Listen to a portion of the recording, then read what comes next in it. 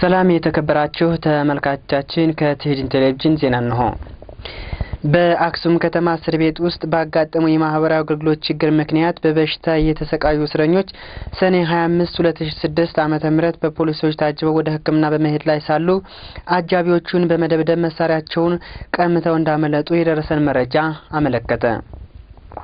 በአክሱም እስር ቤት ውስጥ ንጹሃን ሰዎች ባልዋሉበት ወንጀል በርካታ ወገኖች ታስረው እየተሰቃዩ መሆናቸውን የገለጸው መረጃው እስር ቤቱ ውስጥ ባለው የአመጋገብና የምኝታ ቤት ችግሮች ብዛት ያላቸው እስረኞች ለበሽታ በተጋለጡበት ወቅት ሰኔ 25 2006 ዓ.ም ሁለት እስረኞች በፖሊስ ታጅበው ወደ ሕክምና እየሄዱ በነበሩበት ጊዜ በከተማው ብዛት ያለው ህዝብ በሚንቀሳቀስበት ቦታ ለአጃቢዎቹ በመደብደብ መሳሪያቸውን ነጥቀው እንዳመለጡ ለማወቅ ችሏል።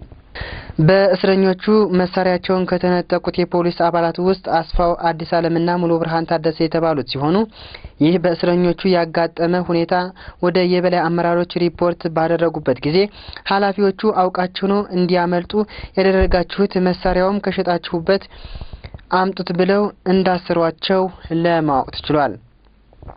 ፖሊሶቹን በመደብደብ መሳሪያቸውን ይዘው ያመለጡ እስረኞች በፖሊስና በደህንነት አባላት እየተፈለጉ ቢሆንም እስካሁን ግን እንዳልተገኙ መረጃው ጨምሮ አስረድቷል።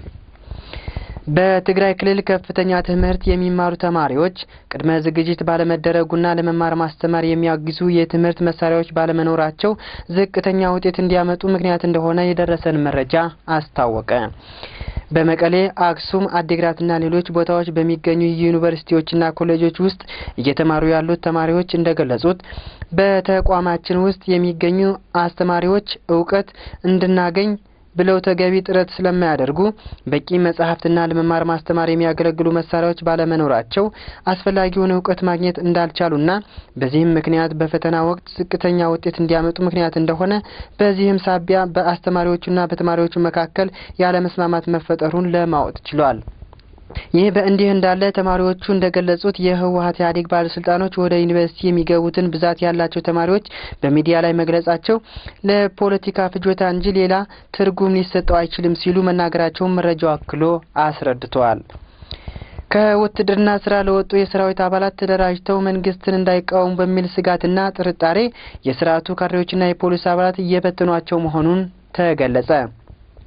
ታማኝ ምንጮቻችን እንደገለጹት የስርዓቱ ደህንነት፣ ፖሊስ፣ ሰራዊትና ካድሬዎች ከዚህ በፊት በአገር መከላከያ ሰራዊት ሲያገለግሉ ለቆዩትና በተለያዩ ጊዜያት ከውትድርና ስራ የለቀቁ ወታደሮችን ችግራቸውን አስመልክተው ተሰባስበው እንዳይነጋገሩ ተደራጅተው እንዳይቃወሙና ህዝቡን እንዳያነሳሱ በመስጋት ወደ ትውልድ ቦታቸው ሂዱ በማለት እያባረሯቸው እንደሆኑ የደረሰን መረጃ አመለከተ። መረጃው ማስከተልም እነዚህ የቀድሞ ወታደሮች በስልጣን ላይ ያለው ስርዓት ያለምንም የገንዘብ ድጋፍ ስላሰናበታቸው ትልቅ ስሜት ውስጥ ባሉበትና ስርዓቱ በህዝቡ ላይ በሚፈጽመው ግፍ ተቃውሟቸውን በሚገልጹበት በአሁኑ ጊዜ በተለይ በመጪው 2007 ዓመተ ምህረት በሚካሄደው የስሙላ ምርጫ ላይ እንደደናቀፉት በመስጋት የመበተኑ እርምጃ እየተካሄደ መሆኑን ለማወቅ ችሏል። በኢሮብ ወረዳ ዶሃን ከተማ ውስጥ ብልሹ የአስተዳደር ሁኔታን መነሻ ያደረገ በ23 እና 24 2006 ዓ.ም በተነሳው ግጭት ንጹሃን ሰዎች እንደታሰሩ ምንጮቻችን ከቦታው ገለጹ። ምንጮቻችን በገለጹት መሰረት በትግራይ ምስራቃዊ ዞን በኢሮብ ወረዳ ዶሃን ከተማ ውስጥ የሚኖረው ህዝብ በአስተዳደሩ ብልሹ አሰራር ያስከተለው ከፖሊሶች የተካሄደው ግጭት ስጋት ላይ የወደቁ ባለስልጣኖችና የስርዓቱ የጸጥታ አባላት በማሰማራታቸው ከህዝቡ ጋር ግርግር እንደተፈጠረ ለማወቅ ችሏል። የስርዓቱ ብልሹ አሰራር በፈጠረው ሳቢያ በህዝብና በፖሊስ አባል መካከል ግርግርና ጠብ በመፈጠሩ በፖሊስ አባላት ተይዘው በዶሃን ከተማ ከታሰሩት ንጹሃን ዜጎች ሀጎስ ኪዳነ፣ አብርሃ ወልዱ፣ አስመሮም ተስፋይ፣ ሀጎስ ተስፋይ፣ መብራቶምና ሌሎች ስማቸው ለጊዜው ያልተጠቀሱ ወገኖች በተቃውሞው ውስጥ ስለተካፈሉ ብቻ ታስረው እንዳሉና ንጹሃን ዜጎች በማሰር ተግባር ላይ ዋና ተዋናይ የነበረው ገብረመድህን የተባለ የፖሊስ አባል የሚገኝባቸው መሆኑን የተገኘው መረጃ አክሎ አስረድቷል።